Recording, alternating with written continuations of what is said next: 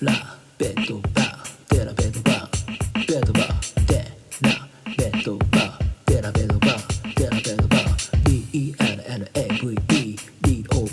Dellavedova, Dellavedova, Dellavedova, yeah. Hello everyone, I'm Kelly, the host of the Nigeruwa Hajidaga Dellavedova. So this time that we have a huge guest from the overseas, from US, the sports reporter of the ABC 10 News and host of the Locked on Kings, Matt George. Welcome to our podcast. Kelly, it's an honor to be here. Thank you for having me. Yeah, thank you for joining us. And how is it going?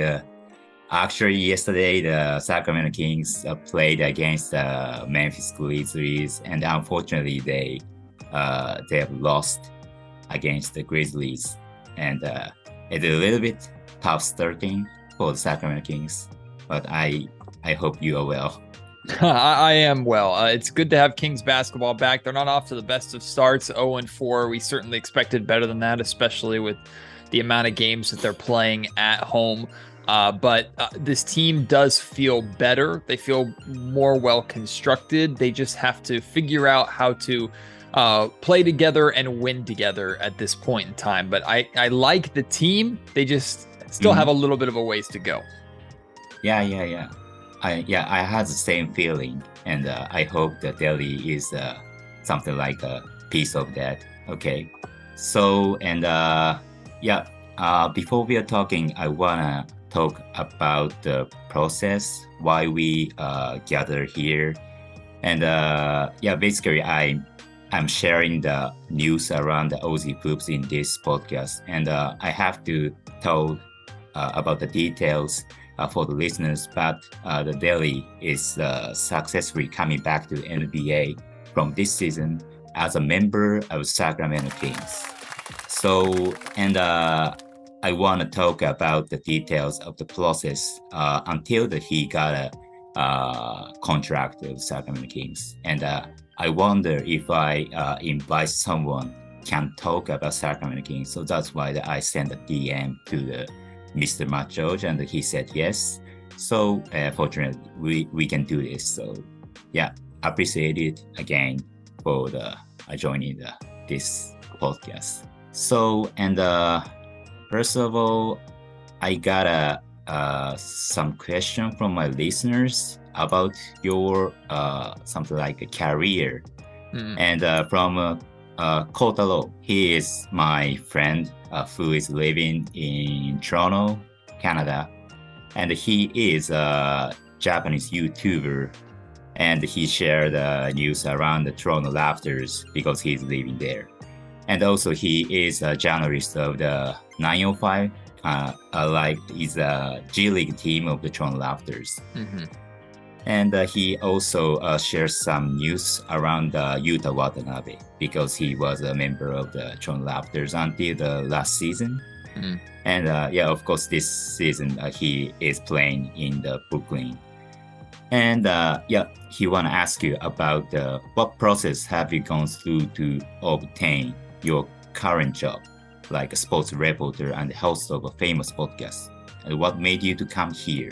This is a question from the Kotaro. Yeah, well, I appreciate the question and hope everything is going well for him in Toronto. I grew up actually a big fan of the Sacramento Kings here. Sacramento has been my home for most of my life. And it was always a passion of mine to talk about this team and watch this team. And I, through high school and through college, knew that that's what I wanted to do. I wanted to cover sports professionally. While I was in college, I got an internship with a radio station here in Sacramento, KHTK, and they're the actual home radio station, hosting radio station of the Kings. So I worked there for a number of years and worked on some of their talk shows, and was invited by David Locke, who is the radio voice of the Utah Jazz. He's the founder of the Locked On Podcast Network. And he invited me to host the Kings podcast. So I've hosted the Kings podcast for the last 5, almost 6 years. Okay. And I went from the radio job to I got a job offer to work in television. And at first, it was just like a working with the news team, so not sports, just generic kind of everything. And then it became a sports position after a little while. So that was kind of my process. It's an unusual journey, but it's all kind of homegrown in Sacramento to get to where I want to be. I still have a long way to go. Still have a lot of things that I want to do, but being able to cover your favorite team professionally is both a great thing, a blessing, and a curse in a lot of ways, with the frustrations when they're losing and struggling like they are. Yeah, sounds great. Have you been playing the basketball by yourself? I played when I was younger, and I'm tall. I'm 6'3", so I always was capable of playing, but I was always better knowing the game than I was playing it. I just didn't have the skill. I had the knowledge, but not the skill. So I actually really enjoyed coaching youth basketball for a while. But as a player, I was fine. I like to block shots. I like to rebound. Couldn't score. Couldn't shoot. So I was just I was more of a recreational kind of play for fun guy. Played a little bit up until high school or through high school. But from that point on, it was not great. So I'm gonna stick to talking about it. Okay. Thank you so much. So let's can we move to the talking about the Delly? Is it Let's okay? do it. Let's do it. Yep. So before the talking about the recent Delly, I wanna talk about the process of Delly so far. The story was beginning in the early July. The Delly has been reported that he would work out for Sacramento Kings during Las Vegas Summer League. So there are a lot of pictures. The Delly is sitting along the court side of the Las Vegas Kings game, and there were some Sacramento Kings players like Domantas Sabonis, Kevin Huerter, and also there was a Quinn Cook, Chimeji Metu, is something like that. So it was very exciting for me. And after 3 weeks later, the Sacramento Kings announced that they made a 1-year non-guaranteed contract with Matthew Dellavedova. So, and after that, also Sacramento Kings made a contract with other players, something like Quinn Cook, Ken Bazemore, Sam Merrill, Jim Moneke, Casey Okpara, and Matthew Dellavedova. So it means Kings had to select the 3 players from those 6 players. Am I correct? Yes. Yeah. They had to cut down 3 of them. Yeah. So maybe it's something like a battle between the Quinn Cook and the Matthew Dellavedova. Is something like a third point guard of the Sacramento Kings. So, and finally, after the training camp and after the all preseason games, the October 15th, the sources told that Delly finally has survived the competition of the training camp battle. So KZ Okpala and Chima Moneke and Matthew Dellavedova have secured the Kings' final roster. So this is a story until the Delly got a contract to Sacramento Kings. Yep, it was long, about 3 months for the Delly fans, but yeah, finally he got a contract. It was so pleasure for me. And from here that I wanna ask you about some question around Delly. So first of all, and what was your impression of Matthew Dellavedova before the training camp, before the coming to the Sacramento Kings? I always knew Matthew Dellavedova as a very hard-working, gritty defender. Someone who was not afraid on defense to put in the hard work. And that's something that is very enticing to Sacramento Kings fans, because defense has been a real issue for this team for a long time. Maybe, honestly, you could say the 16 seasons that the Kings have not been in the playoffs, defense has been a struggle for them for the majority of those seasons, if not all of those seasons. So there were two things about Matthew Dellavedova that excited me when he signed a contract with the Kings. Number one, the defensive presence and effort and intensity that he was going to bring to training camp and that he was going to bring to practices. And number two is he had a history already with new Kings head coach Mike Brown. So I knew that he was going to be able to come in and understand what Mike was trying to do day one and help the other players try to understand it. So I look at Matthew Dellavedova as a really good defender, a locker room leader, and a teacher in a lot of ways, and an extension of Mike Brown in a lot of ways too, to where even if he's not necessarily playing a lot, he still is very valuable because he can help the team. He can help some of the younger players understand good defenses, good defense intensity, intangibles, things like that. And then if you need Delly at any point to play some good, solid defense and hit some outside shots, he's always available for you. It's a really good backup plan to have. So yeah, we have to say between the Delly and Mike Brown is a strong connection because the rookie year of the Matthew Dellavedova, the head coach of the Cleveland Cavaliers, is Mike Brown. So I think that's why he called Matthew Dellavedova to the Sacramento Kings. Yeah, anyway, so that was your first impression of the Matthew Dellavedova. So I also want to ask you about who were the players you expected to be cut before the season opened.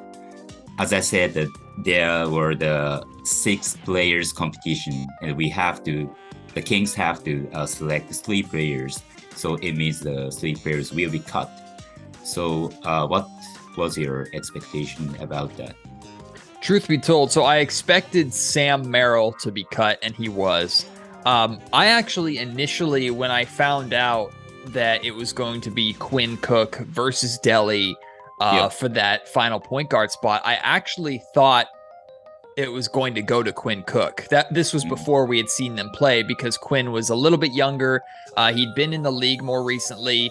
He spent time with Mike Brown more recently in Golden State with the Warriors. And he was a bit more of an offensive-minded, kind of quicker point guard, similar to De'Aaron Fox and similar to Davion Mitchell and how the Kings want to run their offense. So I actually didn't think that Matthew Dellavedova was going to make the team initially. But as training camp went on and as practices went on and we started to see preseason rotations, we were noticing that Delly was playing and Cook wasn't, or Delly was getting out there first and Cook wasn't. And what I think won Delly the job and won him the spot, and then won a lot of players and maybe a lot of coaches in Sacramento over, is not just the defense that he provides, but like I kind of just said, his leadership, how he can mentor and help lead the team and communicate with the team, and the experience that he brings from his career to this point. I think that's what ultimately won him the job. I didn't expect him to win it, but I'm glad he did. Yeah, so when the training camp started, the Sacramento Kings announced both Delly and Quinn Cook made a contract, and there are a lot of Twitter comment that maybe the Quinn Cook will be selected and they will be cut. Everybody said. So it was. I'm so happy that he finally has been selected, and it's very curious. So the first impression, the Delly is something like a defensive guy, but the Quinn Cook is a better shooter and offensive player. But when you actually saw Delly on the court, did you notice any differences from the impression you originally had? Yeah, no, I'm sorry. His three-point shot and his outside shot is better than I remembered it. Now, he has kind of a strange release compared to some of the other players in the NBA, but it works for him. And he hits it at a comfortable enough rate. And what I realized from Delly is, even though he's more on the slower side when you compare him to like a De'Aaron Fox, who's one of the fastest players in the league, Delly was still able to run the same kind of offense despite being a little bit older. Like he still tried to push the tempo. He still tried to play fast. And he was capable of doing what the Kings needed him to do. That's also what makes him so valuable, in my opinion, is he's a guy that you can just trust. You can trust him to handle his role, handle his job. And in the NBA at times, that's pretty hard to find. So seeing that in person, seeing him ask what needs to be done, be told, and then go out there and do it as best as he could in the limited minutes that he had, I think that really stood out to me. Yeah, Delly has been playing alongside LeBron James and Giannis Antetokounmpo, so it means he always try to push the tempo. It is good for the easy offense for the team. Yeah, LeBron and Giannis is a great finisher, in the transition offense. So that's why I think that he's good at it. Okay, so you mean the Delly's impression inside of you has been changed after the training camp? Yes. Okay. Yes, I've learned some more things just seeing him in person, and I missed him, because he was out of the league for a little bit. So I remember how good he was with Cleveland and with Milwaukee, and how valuable that can be to Sacramento. Okay, it is almost same thing, but how do you think about the factor that allowed Delly to stay on the opening roster? And what was the point that Delly outperformed other players? His defense is extremely valuable. His IQ, his knowledge, and his leadership is valuable. I think the Sacramento Kings asked the question of, if he's our backup third string point guard, he's not going to play much. So if he's not going to play as much, how can he be most valuable to the team? And it's as a leader. It's as someone who works harder in practice than he does when he actually plays. And that makes his teammates and everybody around him better. So that element of Delly that you don't have to teach, that's just who he is, I think that's what won him the spot. Yeah, I want to ask you about, is there any meaning the joining the practice as a player, not as a coach? You said that Delly is something like contribute to the motivate and raising the strengths of the practice and something like that. It can be done by the assistant coach or any other coach as well. So do you think is there any meanings that he will be player in the Sacramento Kings, not as a coach? Yes, I think what's really valuable about Delly is if anything were to happen to De'Aaron or anything were to happen to Davion and Delly can come into the game or needs to come into the game, you're confident that he knows what to do. And that confidence is a weight off of the shoulders of Mike Brown and the coaching staff, because that point guard position is so important. You're the general, you're the leader of the team. And even if the rest of the team knows what to do, when you don't have that director, that leader, that general out there, it can sometimes get discombobulated. It can get crazy. It can get disorganized. Matthew Dellavedova is capable of organizing and leading as a player just as much as he's capable of leading as a player coach almost. So his most value to me is in the locker room and is or in practice. But when the Kings need him, they don't have to worry about being without a leader, because Delly can step up into that spot. And even if it's not that way, even if at times during games that the Kings defensively are struggling guarding point guards or shooting guards, there are times where I can see Matthew Dellavedova getting opportunity to just go in there and play some defense. And the Kings might lean on him for that at some point during the season. So there's a lot of value that Delly brings as a player still, even this late in his career. Yeah, thank you so much. I'm so happy to hear that. Anyway, okay. Yeah, it is something like a related question. Recently, it is the still just the 4 games. However, the Mike Brown looks like still searching the best rotation for the Kings, including the players in the third unit like Alex Len, Chimamoneke, and Shimeji Metu, something like that. So, do you think the Delhi will get a chance to play in significant minutes in near future? I don't know about significant, but it wouldn't surprise me if Mike Brown gave him a look at some point, because Mike is searching for players who are going to come in with that bench unit, with that second unit, and are going to make an impact. I think Davion Mitchell is still firmly ahead of Dellavedova at this point in time, but he's been struggling offensively, and defensively he's pretty solid. So I can't see a scenario where Dellavedova replaces Davion Mitchell, but maybe if the Kings are really struggling to get any kind of defensive consistency with that second unit, and if Matthew Dellavedova is hitting his outside shots to the level that he showed he could during preseason and during training camp, maybe Mike experiments with having both Davion Mitchell and Delly out there together, with one of them, more than likely Delly, playing off ball a little bit as more of like a shooting guard, as more of a 2. I think that's a possible route. At this point in time, I don't see necessarily how he gets out there consistently, significantly. But Mike is clearly searching right now, and he knows Delly. He trusts Delly. So it wouldn't shock me if he went to Delly at some point to say, hey, I need your help here. Okay.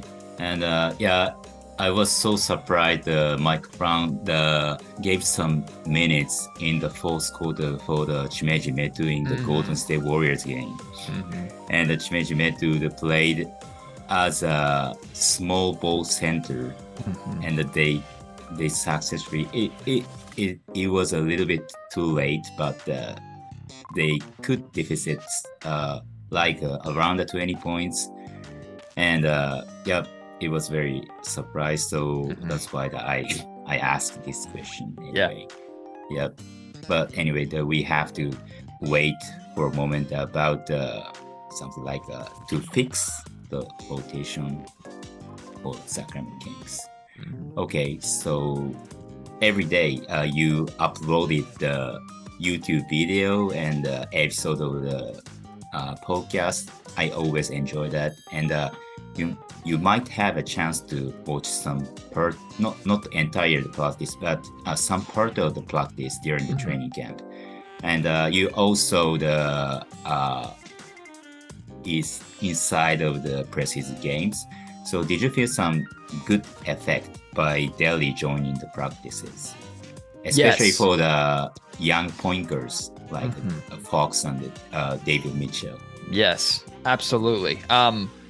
To see him in person, to see him guarding De'Aaron at times and guarding Davion at times, and playing with the intensity that we just expect from Delly. Like it's not surprising that Delly plays the way he plays. It's what he's done his entire career, and he brought that to practice. Now, I would expect the two Kings guards who are playing in front of him to be better than him, and they were, but he still made them work. And what was really fun too is there were moments where after plays he would communicate with them and chat with them about, hey, here's what you could have done, or here's what I tried to do, here's what I would do if I was trying to defend you in this certain way. It's that knowledge that he has, that experience that he has, where he can really help a De'Aaron Fox or a Davion Mitchell and say, okay, you did this against me and it worked, but if you did this,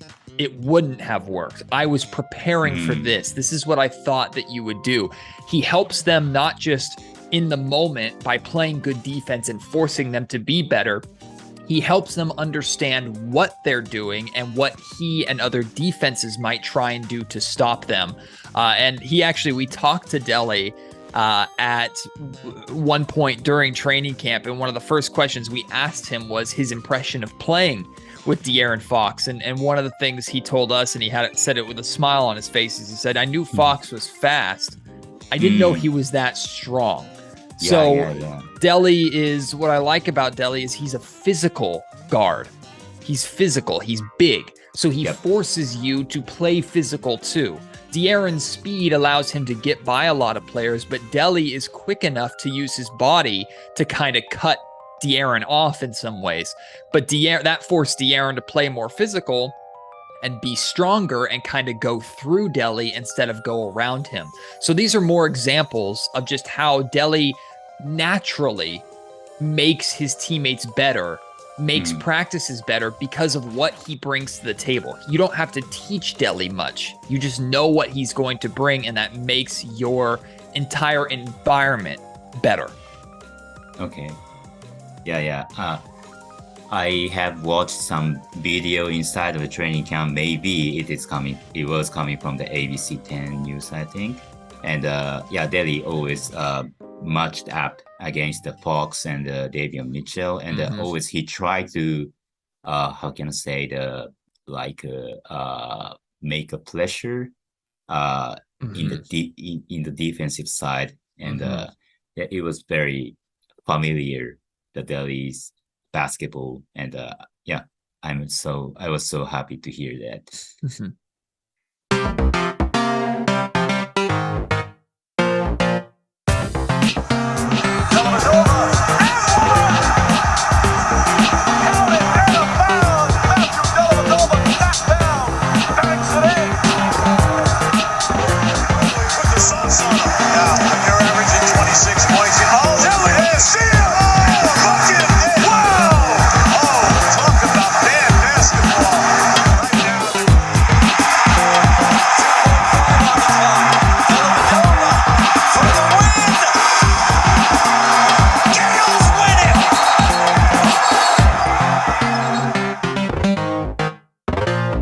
Nigeruwa Hajidaga Dellavedova. Okay, so if you have had some impressive story around Delly during the training camp or the preseason games, I want to hear about that. If you have it. I don't have too many stories from what I've heard of what Delly has done with the Kings, but and you might already know this, Kelly, because of how much you've studied Delly's career. But when the Kings first signed Delly, I talked to a friend of mine, a colleague of mine from Cleveland, and he told me the story of how Matthew Dellavedova, I think this was his rookie year, actually made Kyrie Irving upset. He made Kyrie angry because of how hard he was defending Kyrie in practice. And it's actually one of the reasons why Delly made the roster and then became as important of a player as he was. It's because during practice, when some players kind of like to take plays off and realize, okay, it's not the game, I don't have to go 100%, Delly goes 100%. He gives his all. And that was actually getting under the skin of Kyrie Irving a little bit, because Delly is a very disruptive guard. And that's what I like so much about Matthew, is it's not that he is good at stopping you from shooting or scoring or around the rim. He'll make it hard for you just to dribble. He'll make it hard for you just to take the ball up the floor. He disrupts you before you can even get into a rhythm. So hearing that story about how Dellavedova frustrated one of the best guards in the league because of his work ethic, that made me a fan of his right away. Have you seen the same atmosphere in the Kings practice, like Delly makes the Fox upset or the Mitchell upset or something? I haven't seen him make anybody upset to this point. I think those guards recognize that that's who he is, and they need that from him. So I think they kind of expect it, but it hasn't stopped him from still playing hard. So he still makes their life as difficult as possible. And I think they respect him for it more than dislike him for it. Yeah. Okay. Yeah, that was my favorite episode of the Lockdown Kings. You have a guest from the Lockdown Caps, the host of the Lockdown Caps, and Yep. talking much about the Mate Dellavedova. So it was rare to hear about Delhi a lot in the YouTube channel or something. So that was one of the most favorite episodes anyway. And okay, so I want to ask you about this is my first season to follow the Sacramento Kings. So I'm not so good at Sacramento Kings. So I want to ask you about the point guards, Fox and Mitchell. What are the challenges for two young point guards, Fox and Mitchell, in this season? And do you think that Delhi can contribute to the improvement of those players? Well, first off, this artwork that you've done, whoever you had done the Delhi's point guard class is fantastic. So excellent work by you. So both Fox and Mitchell, they have different things they need to learn. De'Aaron is a really, really good offensive player. He's a star offensive player. Defensively, there have always been questions. And it's not that he wasn't capable of playing good defense. It's just he didn't always choose to. It was sometimes an effort question with De'Aaron. A lot of that had to do with he's got so much responsibility on offense that he would take plays off on defense. Right. And I think Matthew Dellavedova has taught him how he can still be locked in defensively without using too much energy to where he can't be effective on the offensive side. And I don't think it's a coincidence, Kelly, that since Matthew Dellavedova has come to Sacramento, De'Aaron is playing the best defense of his career right now. Unfortunately, the Sacramento Kings aren't winning, but De'Aaron has looked the most locked in on both sides of the ball consistently as we have seen at any point during his career. I think Matthew Dellavedova has helped with that. Now, for Davion Mitchell, Davion reminds me of Matthew Dellavedova in a lot of ways because he came out of college and that's what he does. He just plays really hard defense. They call him Off Night. They call him that because he makes everybody he guards have an off night. He got that nickname in college. And Davion's defense, very similar to Matthew Dellavedova's defense, we just kind of expect that out of him at this point. But Davion needs to be more of an offensive presence.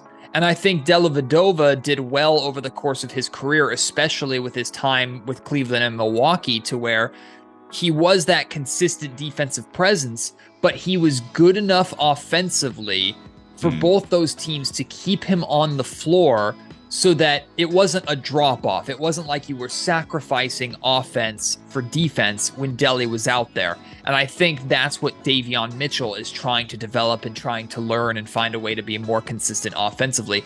Delly can help both of them in those cases. And I think, like I said, in the case of De'Aaron Fox, he already has. Okay. Yeah, the Fox is so incredible in this season, especially the offensive side. But sometimes I can see how he tried to do the best in the defensive side as well.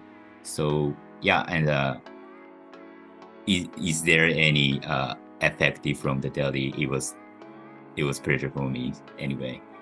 Okay, and this is the last question about from me. What are your expectations for the Delhi this season for Sacramento Kings? I expect Delly to always be ready so that when his number is called, he will come out and play the way that we expect. I expect Delly to continue to do what we've seen in practice, which is be that leader, be that force, be that high energy guy. I expect Delly to be a locker room leader, which, as far as I understand, he has been. I haven't gotten the opportunity to see him interact with his teammates in the locker room. I'm hoping to get the opportunity to talk to him at some point in a locker room and get his comments on what the Sacramento Kings are doing right now and what he thinks the Kings need to do better. I hope to be able to catch him at some point and chat with him a little bit about that. But And I also expect him to continue to kind of be an extension of Mike Brown, to help support Mike Brown, especially in times like how this season has started. When things aren't going well, sometimes you can have players who start to give up a little bit or start to doubt what the team is trying to do. And Dellavedova knows Mike so well, knows Coach Brown so well, and has seen Coach Brown's system work, that he can support Brown, and he can be a voice in that locker room to say, trust in what we're doing, we will get there. So I expect Delly, honestly, the biggest thing, the best way I think to answer this question, Kelly, I expect Delly to be himself. If Delly is himself all season long, he's valuable to the Sacramento Kings, especially as someone who is on a 1-year deal, who is taking a 14th or 15th roster spot. A lot of those spots are held by players who just kind of sit there and work on their games, and maybe they'll play. But Delly does so much more as a veteran, in addition to someone who can help this team when he plays. So my expectations are, Delly, just be yourself, be a leader, and keep challenging your teammates in the locker room. If he does that, I think he's doing everything you could ask for from him in Sacramento. Okay. And I'm so looking forward to hearing another episode about Matthew Dellavedova. Anyway, but on the other side, Delly's contract is still not fully guaranteed. I think that after the early next year, it will be fully guaranteed. Is there any scenario he will be cut for the other free agency or something? I think there could be. I don't know who that player is, and I think it's always a possibility, but the reality is Mike Brown knows Delly. Like, they have that connection, they have that relationship, and that's something that we saw that was really consistent with what the Kings were trying to do in training camp. So Matthew Dellavedova had a history with Mike Brown. Quinn Cook had a history with Mike Brown. Chimezi Metu, Chima Maneke, and KZ Okpala all played for Mike Brown on the Nigerian national team. That's 5 guys right there who Mike has already had a connection with. So clearly Mike and the Kings value players who have a history with Coach Brown. That makes me think that Delly is pretty safe for this season, that he's not going to go anywhere. It's always a possibility to open up a roster spot and to move on from someone who's non-guaranteed. But at this point, I don't expect that. Okay. Thank you so much. So, yeah, this is all question from me, but we still have other question from my listeners. Do you have it? Do you have still time? Absolutely. Okay. So, and this is a question from the Sohei Oshiba. He is my friend and editor of one of the most famous basketball magazine in Japan. Oh, awesome. So-called, this is a Dabudori. It means it is coming from the double dribble. And this is a name of the magazine. And it's consists of the long interview of the players in Japan in the B League. It is a domestic Japanese basketball league, and also sometimes they pick up NBA players like Yuta Watanabe or something. And this is his text, and I will read it. And hi Matt, have you found out why Kings just traded Tyrese away?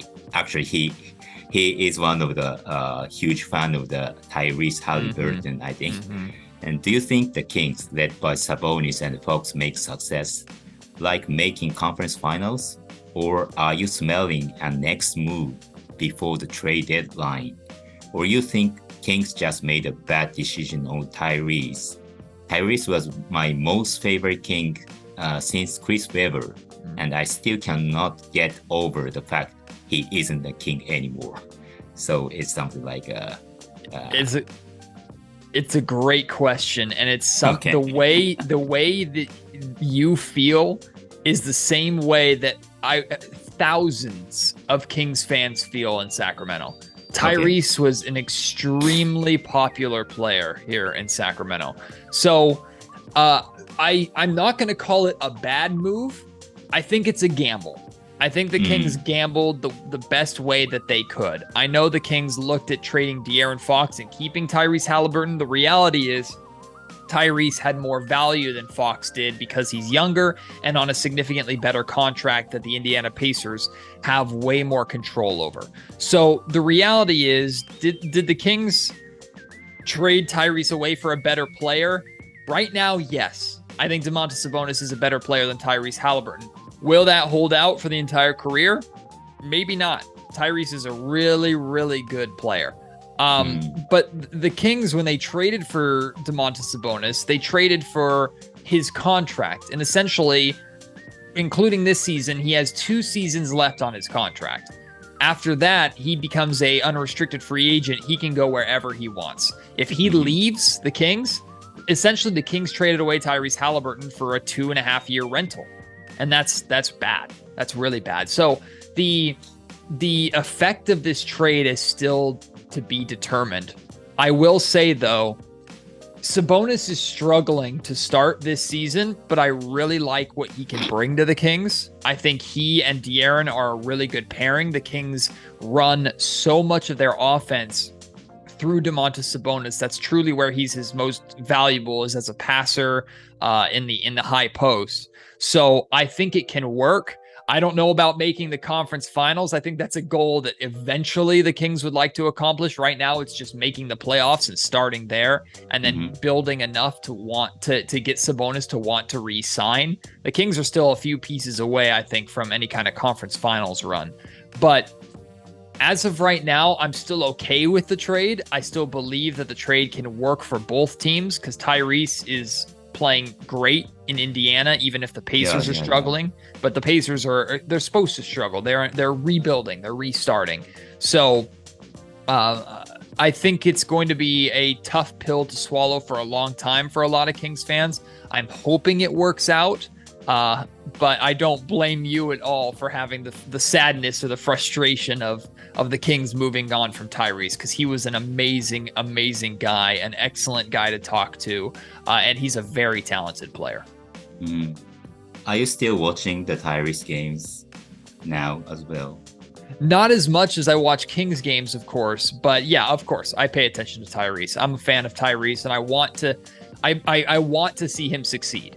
So he deserves to succeed, and I know he took the trade hard. He took the trade personally. He wanted to be in Sacramento, and the Kings kind of, they did what they had to do, what they believed was best, and sometimes that means sacrificing a young player or moving on from a young player, even if that young player was happy. So I know Tyrese is not happy with the Kings. I know Tyrese wants to make the Kings regret that decision. And he might do that. I'm very much looking forward to the game this season. I can't remember when it is. I think it's in December when Tyrese and the Pacers come back to Sacramento, because I think Tyrese is going to play really, really well. But also the Sacramento Kings fans are going to give him an amazing cheer and ovation because he deserves it. It will be the first time to come back to Sacramento Kings of the Tyrese Halliburton. Okay. Yep. But the Fox is also playing so well until those games. So, yeah, that was a positive sign for the Kings fans, I think. Absolutely. Okay. Yep. And other question from this is Kings fans. It's, I think, the name of the Twitter account, Yoshino Rose. Thank you for your letters. And what is your assessment of the GM, the Sacramento Kings, Monte McNair? Basically, I gave him a highly rated, except the trade of Tyrese Halliburton. But there is no announcement of the contract extension yet. Is there any something like a negative reason about that? Yeah, it's another excellent question. We don't really know. We're a little confused as to why Monty hasn't gotten a contract extension. I think he deserves one. I think he had a really solid offseason. Now his team is off to an 0-4 start. So maybe the Kings wanted to wait and see, the Kings ownership, front office, they wanted to wait and see how the team actually performed before giving Monty an extension, because this is a results league. But since Monty just hired Mike Brown, I think it would be a mistake for the Kings to let Monty go or to not extend him. So I believe Monty McNair should be extended. He's a great guy, and I like what he's doing. I like what he's trying to do. I understand what he's trying to do. I'm hoping for him it works out. But a lot of people feel the same way. They love everything that he's done except for the Tyrese Halliburton trade. That was the one area where and I know that was a hard move for him too, because Tyrese Halliburton was his first ever draft pick. Tyrese was one of the first moves he made. So Tyrese meant a lot to him and was extremely valuable to him. So if Monty was willing to trade Tyrese, it was because he truly believed in what he was doing. Time will tell, but that was a big move for him as well as for the Kings. Is there any deadline for the extension or something? No, as far as I understand, no. It's not like the players. Like the players have to have extensions signed by a certain time, or for front offices and everything. I think they have like a free reign. So the expectation is that at some point we're going to hear about an extension this season. But maybe if the Kings continue to play bad, he won't get that extension. I think that would be a mistake by the Kings personally. But he can, as far as I know, he can sign at any time. Okay, thank you. And I think that this is the last question from the listeners, and from Talasuke. Thank you for their question. And this is something like expectation. How many wins do you think the Kings can get in this season? And what is your expectation for this season? I think the Kings they should be a close to or around 40 win team. That was my expectation from the beginning. And I don't think a 500 team, which is 41-41, is absurd. Of course, they're off to an 0-4 start right now. So if they're going to accomplish that, they need to figure out how to turn things around relatively quickly here. And they have to have a lot more success at home than what they've had. They've lost their first 3 games at home. That's not good. So if they're going to reach that 40 win or 41 win mark and just be average, they need to defend their home floor better. So I still think 40 wins is in the realm of possibility. My expectations for this season were that the Kings were competing for a playoff spot. Now, the play-in is technically postseason, but it's not playoffs. So if the Kings make the play-in tournament but don't make the playoffs, their drought continues. They're the longest drought in the history of the NBA playoff-wise will continue. And I know the expectation of the organization is that this team would actually play in a legitimate playoff series.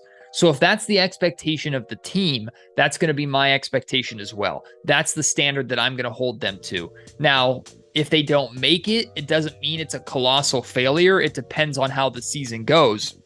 But if things continue the way they're playing right now, then yes, it would be a really significant failure.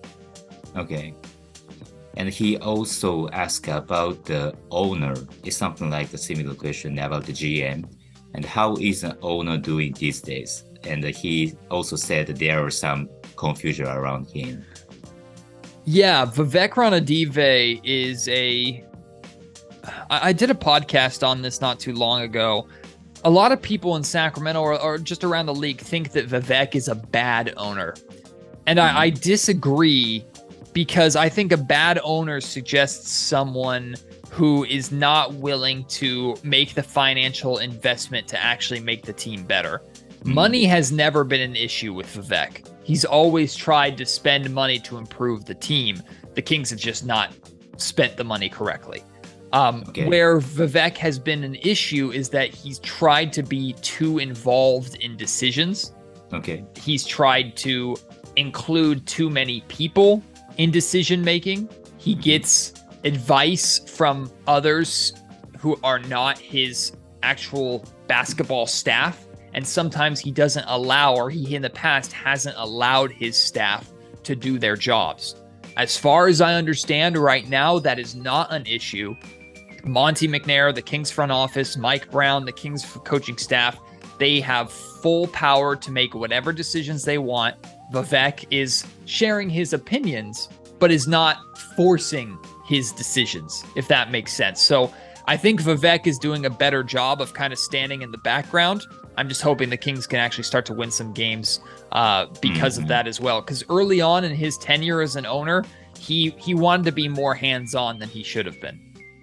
Okay. So anyway, how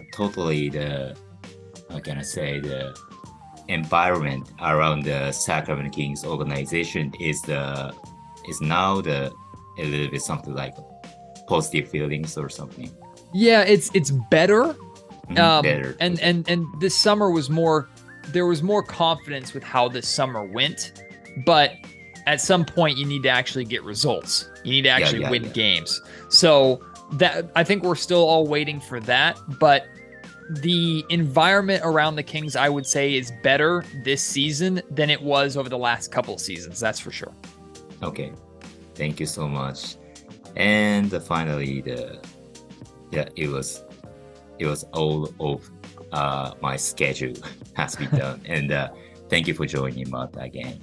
Oh, it was a pleasure. Thank you so much for having me. Really appreciate what you do. Thank you for supporting not just Delly, but supporting the Kings and supporting the league all the way overseas. Like that is inspirational to someone like me, who this team is in my backyard. This team is in my home, and to be able to connect with yourself and others all around the world around Kings basketball and basketball in general is really cool for me. So this was an honor. So thank you. Yep.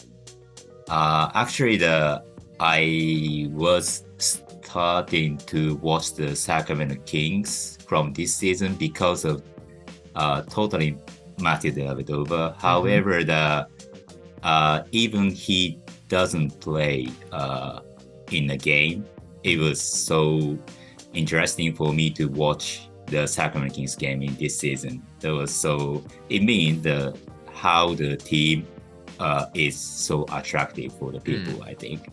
So, yep, I will follow the Sacramento Kings from now. And I hope to have another chance to chatting with you again in near future or something. Anytime. And if I ever have Dellavedova on, I'll let him know about you guys, and I'll make sure you get that podcast so you can hear from him. Whoa. So that's great. Thank you so much. Do you have any message for the Japanese Sacramento Kings fans? Absolutely. You all are phenomenal. You're fantastic. And Kelly, maybe you can help me translate as best as I can. But Sacramento Kings fans around the world are incredible. The support for this team and to see how the game has grown, not just for the Kings, but basketball in general around the world, is so cool to me. So thank you to you Sacramento Kings fans for continuing to support this team. Thank you for supporting stuff like what I and Kelly do. Thank you for supporting the game and helping us grow this game. And thank you for being willing to listen and to connect with someone like me who's thousands of miles away to be able to talk basketball. It's truly a pleasure, and I appreciate you very much. Thank you so much. I hope we will have a first win for this season.